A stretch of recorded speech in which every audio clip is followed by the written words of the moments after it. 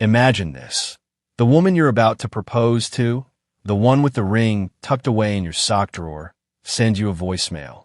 Not to break up, but to declare her utter contempt for your entire family. The shock, the betrayal, the absolute fury I felt in that moment. It was just the beginning of a nightmare I never saw coming. It was November 18th. I, a 32-year-old guy, was at work when I got a voice message that would obliterate my 3-year relationship. Not in person, not even a call, a voicemail. And it was Melissa, my 29-year-old girlfriend. Her voice, calm but laced with venom, said, "Daniel, I need to be honest with you. I'm tired of pretending I like your family. Your mom's passive-aggressive. Your dad tells the same boring stories, and your sister acts like she's better than everyone. I don't want to do Christmas with them this year. Actually, I don't want to do any holidays with them anymore. If you want to keep dating, fine, but don't invite me to family stuff." My jaw dropped. Melissa, the woman I had been planning to propose to on New Year's Eve. The ring was literally in my sock drawer, waiting. I sat in my car during lunch, listening to that message 3 times. The first time, it was pure, unadulterated shock. The second time, a white-hot anger pulsed through me. But by the third listen, a chilling clarity settled in. My family had done nothing but welcome her with open arms. My mom always made her favorite dessert. My dad, bless his heart, even included her in our fantasy football league. She came in second last year. And my sister, Jenna, she treated Melissa like the sister she never had. Shopping trips, nail appointments, the whole 9 yards. But apparently, all of that wasn't enough. It was never enough. I texted back, simple and direct. Completely understand. No problem. Her reply was instantaneous. Really? You're not mad? My response? Nope. Your choice. Her? Okay, good. See you tonight. I just typed sure. That night, she acted like nothing had happened. Chatted about coworker drama. Show me TikToks, just normal girlfriend stuff. She never once brought up her family ultimatum. I played along, but inside I was already done. Finished. The very next day, I started making moves. First, that engagement ring. Returned it. Got most of my money back, thankfully, since it was within the return window. Second, I call my buddy Trevor. He runs a dating app consultation business. Yeah, that's a thing now, and told him I needed a profile refresh stat. And third, I started apartment hunting. We didn't live together, but I wanted a fresh start, a clean break from everything that felt tainted. 2 weeks later, right after Thanksgiving, which she, unsurprisingly, skipped, the breakup conversation happened. It's not working out, I told her. She immediately went to the family. Wait, what? Is this about the family thing? I thought you understood. I do understand, I said. You don't like my family. That's the fundamental incompatibility. She pleaded, but we can work through it. Couples don't have to share everything. I looked at her, dead serious. My family is important to me, Melissa. You basically called them unbearable. We're done. She cried, accused me of overreacting, of choosing them over her. I just reminded her, you're the one who issued the ultimatum. Then I left. And that, my friends, is where things really started to get interesting. By the way, if you're still with me on this wild ride, make sure to hit that subscribe button. Trust me, more unbelievable stories like this are always on the way. 3 weeks after that final, icy breakup, I matched with Amy, 28F, on Bumble. She's a veterinarian, loves hiking, and has a golden retriever named Waffles. We clicked instantly. A coffee date turned into dinner. Dinner turned into a weekend hike. By mid-December, we were seeing each other regularly. On December 20th, Amy mentioned she had no Christmas plans since her family lives overseas. Want to come to mine? I asked. Fair warning, it's pretty chaotic. My mom goes overboard with everything. Her face lit up. Really? Are you sure it's not too soon? I grinned. Nah, they'll love you. Plus, Mom needs someone new to show off her Christmas cookie collection to. Christmas Eve arrived. Amy showed up at my apartment with homemade brownies for my family and a bottle of wine. She was nervous, but so excited. Meanwhile, Melissa? 3 weeks of absolute radio silence. Not a peep. My family was hosting at their house, about an hour away. When we walked in, my mom immediately hugged Amy like a long-lost daughter. Dad shook her hand and started peppering her with questions about her veterinary practice. Jenna squealed when she saw Waffles. Yes, Amy brought the dog. Mom insisted. The whole day was perfect. Amy helped Mom in the kitchen, listened to Dad's stories, and actually laughed, played board games with Jenna and her husband. She fit in like she'd always been there. Around 8 p.m., we were all sitting around the fireplace. Amy was curled up next to me, Waffles passed out by the tree, and Jenna was snapping photos for Instagram. Our whole family, including Amy, wore the ridiculous matching Christmas sweaters Mom insists on every year. It was pure, unadulterated joy. Then came December 26th, 7 a.m. My phone started buzzing, and buzzing, and buzzing. 23 missed calls from Melissa. 15 texts, ranging from "we need to talk" to "how could you" to "call me now." I ignored them, feeling a grim satisfaction.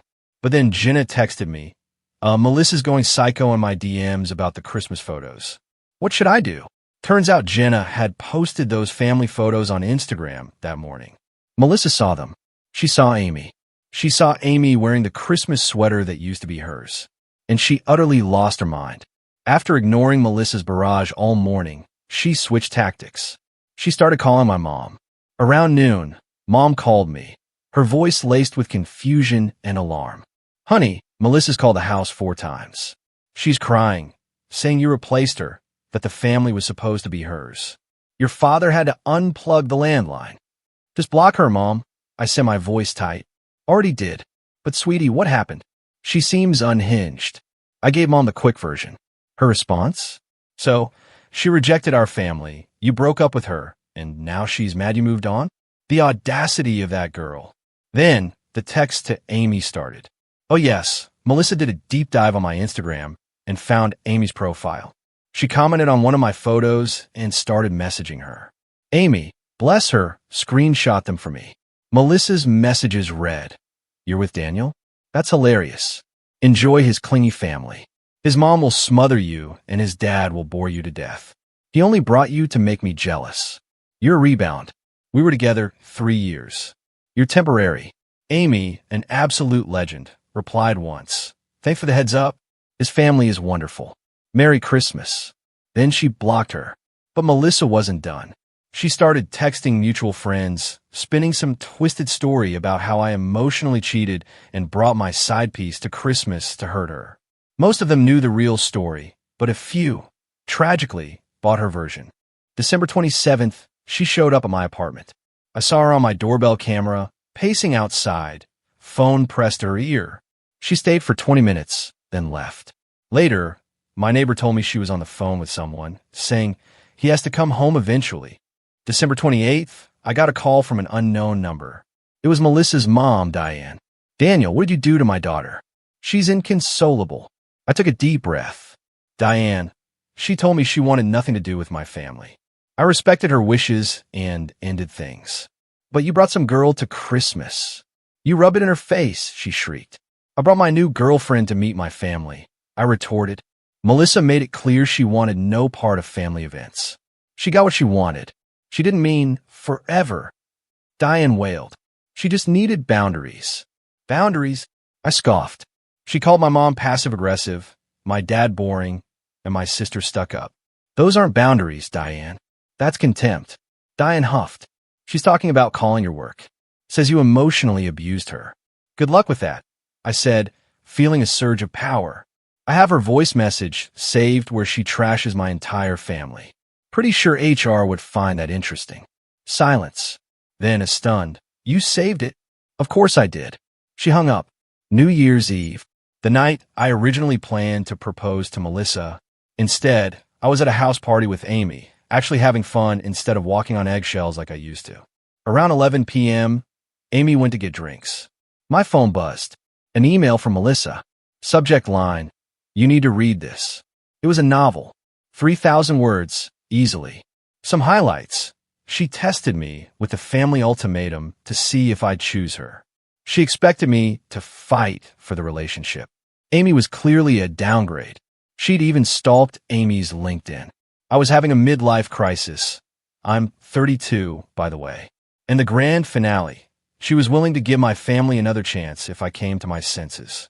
Oh, and she'd already told her extended family we'd be engaged by now. The absolute best part? She ended it with, "I'll give you until January 3rd to respond before I move on." I forwarded it to Jenna with LMAO. "Look at this." Jenna replied, "The delusion." She also added that Melissa had commented on her New Year's post, calling her a backstabbing witch, so Jenna reported her for harassment. January 2nd, back at work. My coworker, Keith, pulled me aside. "Yo, did you date a girl named Melissa?" "Unfortunately, why?" I asked, my stomach churning. She connected with me on LinkedIn. Sent me some weird message about you being a narcissist who love bombs women. "Thought you should know." Melissa was messaging my coworkers on LinkedIn. I immediately screenshot everything and sent it to HR preemptively, with a note explaining the entire situation. They thanked me for the heads up and assured me they'd handle any further contact from her. January 3rd, her deadline. I didn't respond, obviously. January 4th, 6 a.m. She was at my apartment again, but this time she brought backup. Her sister Nicole and her best friend Brittany. They were taking turns ringing the doorbell and knocking. A relentless assault. I called building security.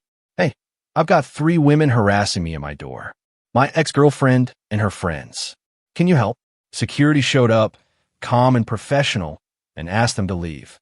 Melissa, with tears streaming down her face, started wailing, "He owes me closure." Security didn't care. They told them they were trespassing. They finally left, but not before Melissa screamed, "You're going to regret this," at my door. Later, my building manager emailed me. "Per your situation, we've added those 3 women to the do not admit list. If they return, we'll contact police." That evening, my buddy Trevor, the dating profile guy, texted me, "Dude, some crazy chick is leaving unhinged reviews on my business page, saying I'm a homewrecker who helps cheaters." "That your ex?" She went after my friend's business because he helped me with dating apps. After I was single, the sheer entitlement was breathtaking. Mid-January, the escalation continued, but it got weirder. Melissa created an Instagram account, Daniel Truth Exposed. She posted screenshots of our old texts, selectively edited, of course, photos of us from when we dated, and long captions about narcissistic abuse. It had maybe 12 followers, mostly her friends. The posts were unhinged. She claimed I isolated her from friends, which I never did. And her red flags I ignored included things like too close with his family and why family enmeshment is toxic, accompanied by our family Christmas photo. Amy saw it first. Her reaction? She laughed so hard she almost choked on her coffee. "Babe," she gasped. "She posted a photo of you hugging your mom as evidence of emotional incest. This is comedy gold." We spent an entire evening reading the post together, treating it like a twisted form of entertainment. Amy even started making bingo cards. Narcissist square, gaslighting square, trauma bonding square. We'd take a drink every time she used therapy speak incorrectly. But then she crossed a line. She posted a photo of Amy from her veterinary clinic's website with the caption, "The rebound who helps kill animals for a living seems fitting for someone dating an emotional killer." Amy's clinic started getting 1-star reviews, claiming she was heartless and abused animals. Completely false, obviously, but devastatingly damaging to her business. That's when Amy pressed charges for harassment and defamation. Her clinic's lawyer sent Melissa a cease and desist. The reviews got taken down, but the damage was done. Then the really weird stuff started. Jenna called me. "Okay, this is creepy. Melissa just joined my gym. She was on the treadmill next to me, trying to make conversation about you." My dad texted, "Your ex-girlfriend just tried a friend request me on Facebook. What should I do?" "Block her." Obviously. My mom.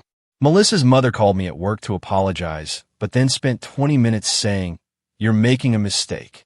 I had to hang up on her. She was attempting to infiltrate my family's lives. Like, if she couldn't be part of the family directly, she'd force her way in sideways. January 20th. I was at the grocery store, turned into the cereal aisle, and there was Melissa. This wasn't my usual store. It was by Amy's place, 30 minutes from where Melissa lived. "Oh wow, what are the odds?" she said, fake surprised. "You're stalking me now?" I stated flatly. I shop here sometimes. Don't flatter yourself. This is harassment, Melissa. It needs to stop. She stepped closer. You humiliated me.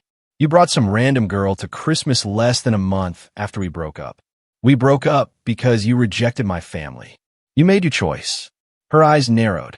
I wanted you to fight for me, to choose me. I did choose, I said, my voice rising slightly. I chose not to be with someone who openly despises the people I love. They're just your family. I was going to be your wife. Thank God that didn't happen, I shot back. She actually gasped, full melodrama. Then her face went cold. You'll regret this when she realizes what a mama's boy you are. When your precious family shows their true colors, you'll come crawling back. I'll take my chances, I said, walking away. Security footage helped me get a restraining order the next week. It's been 6 months since that chaotic Christmas. Here's where everyone ended up. The restraining order finally shut down most of Melissa's direct harassment. She violated it once in February, showing up at my mom's book club. She got arrested and spent a night in jail. That seemed to finally get through to her. Her Instagram hate account got banned after multiple reports. She made another one, but it only lasted a week before that got banned too. The LinkedIn messages to my coworkers backfired spectacularly. Turns out one of them knew Melissa's boss. Word got back that she was spending work hours harassing her ex's professional contacts. She got put on a performance plan. Last I heard, she quit before they could fire her. Her mom, Diane, reached out once more in March, asking me to drop the restraining order because it was affecting Melissa's job prospects. I politely declined. She called me heartless. I was okay with that. The mutual friends who took her side initially started reaching out with apologies around April. Apparently, Melissa's victim narrative completely fell apart when she started dating someone new and immediately began complaining about his family, too. Pattern recognized. Now, for the good stuff. Amy and I are still together, stronger than ever. She's met my extended family at Easter, survived Mom's birthday party, and even helped Dad rebuild his deck. She sends my mom funny veterinary memes. They text each other more than we do sometimes. Jenna and Amy became legitimate friends. They have a monthly brunch thing that I'm explicitly not invited to. I'm pretty sure they talk about me, but I'm afraid to ask. Here's the real twist, the cherry on top. My mom ran into Diane at the mall in May. Diane, Melissa's mom, actually apologized for everything. Apparently, Melissa was now dating some guy named Brad and had given his family an ultimatum about their toxic positivity. After dating for just 2 months, Diane finally realized the problem wasn't my family. The best part? Amy and I were looking at old photos last week, and she found one from Christmas. The one where she's wearing the matching sweater, laughing at one of Dad's stories. You know, she said, a soft smile on her face. I'm really glad your ex showed you who she was before you proposed. I pulled up my phone and showed her the screenshot of Melissa's original voice message. The one where she called my family unbearable. Want to know something funny? I said, this message was honestly the best thing that ever happened to me. Amy read it, shook her head, and chuckled. Her loss. Your family is amazing. Weird, but amazing. Yeah, they are. I agreed, squeezing her hand. Plus, she grinned. Your mom already told me she's knitting me my own Christmas sweater for this year. I'm officially in. That's the thing about ultimatums. When someone makes you choose between them and the people who've loved you your whole life, they're telling you exactly who they are. Melissa thought she was testing my loyalty to her. Instead, she revealed her deep-seated contempt for the people I care about most. She wanted me to fight for her. Nah, I saved my energy for someone who didn't need to be convinced to like my family. Someone who saw their quirks as features, not bugs. Melissa's probably somewhere right now, telling Brad's family why they're problematic. Meanwhile, I'm planning a camping trip with Amy, my parents, and Jenna's family for August. Amy's already bought matching hiking shirts for everyone. My mom cried happy tears when she saw them. Turns out the best revenge isn't some elaborate plan. It's just living your life authentically and happily with people who appreciate what you have instead of demanding you sacrifice it for them. Oh, and Melissa, if you're reading this and knowing you, you probably are. Brad's mom called my mom last week. Something about getting advice on dealing with a difficult girlfriend. Small world, huh? Good luck with that, Brad. So what do you think? Have any of you ever had to choose between a partner and your family, or deal with an ex who just wouldn't let go? Let me know in the comments below. I really want to hear your stories.